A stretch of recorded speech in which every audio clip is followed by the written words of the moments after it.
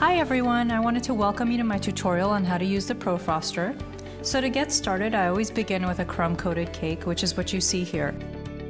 The reason is that all of the crumbs will be contained in the first layer of frosting instead of mixing in with your final layer of frosting so that you get a nice clean cake.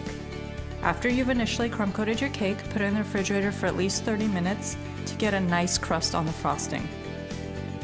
Once you have your crumb coat, go ahead and start frosting your cake just like I'm doing right now. And as you can see, I'm putting a decent amount of frosting on the cake. Not too much and not too little, and most of it's going to be scraped off. Just to give you a little background, I decided to create this product because I spent a lot of time researching on how to make a level cake with sharp edges, and all of them took over 30 minutes of scraping and measuring just to get it right. And even then, it was not easy and it was never right. And they involved bench scrapers and levels and acrylic discs and flipping the cake upside down and flipping it right side up, and it was just way too complicated and costly, especially if you're going to buy sets of different sizes of acrylic discs. So why not just have one product that gives you a smooth and level cake with clean edges?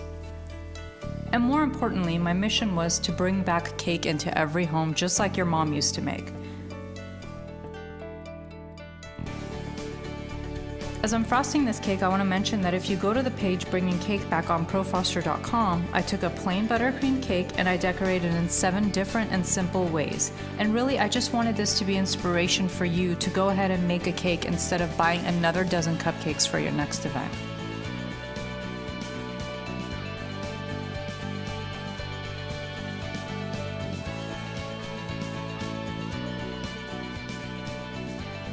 Okay, so now that we've applied the frosting, go ahead and grab your Profroster, open the clip of the horizontal riser with your thumb, and slide it down to the height of your cake and let it lock into the pins. Make sure that you have the base of the Profroster neatly in the groove of the riser.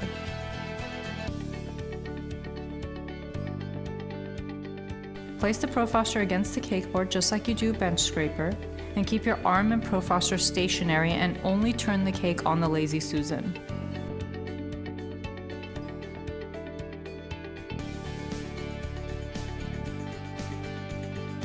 After your first pass, you're going to notice some gaps.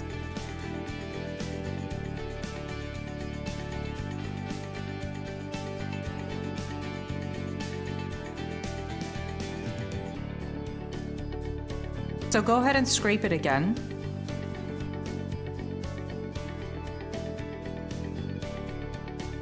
I found that the thicker the consistency of the frosting, the better. And if you use a frosting like ganache, then it gives you the sharpest edges.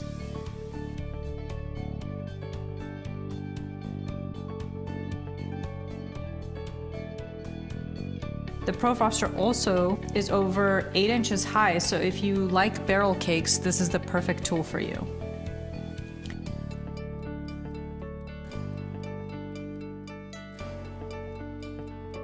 Go ahead and fill in those gaps with more frosting.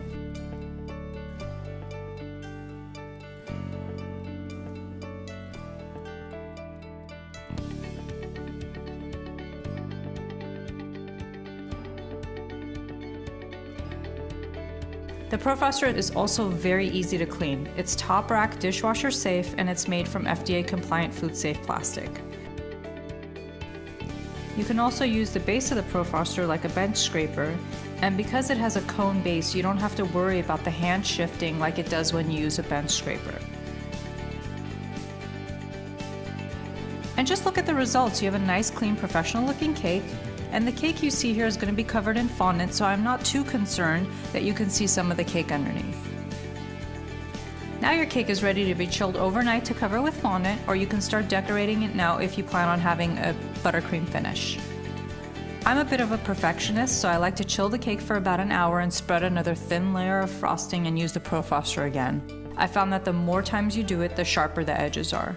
But the great thing about it is, it's really easy to use, to clean, and to store, and you have one tool that does it all. I hope you've enjoyed this tutorial, and I hope you enjoy using the Profroster as much as I do.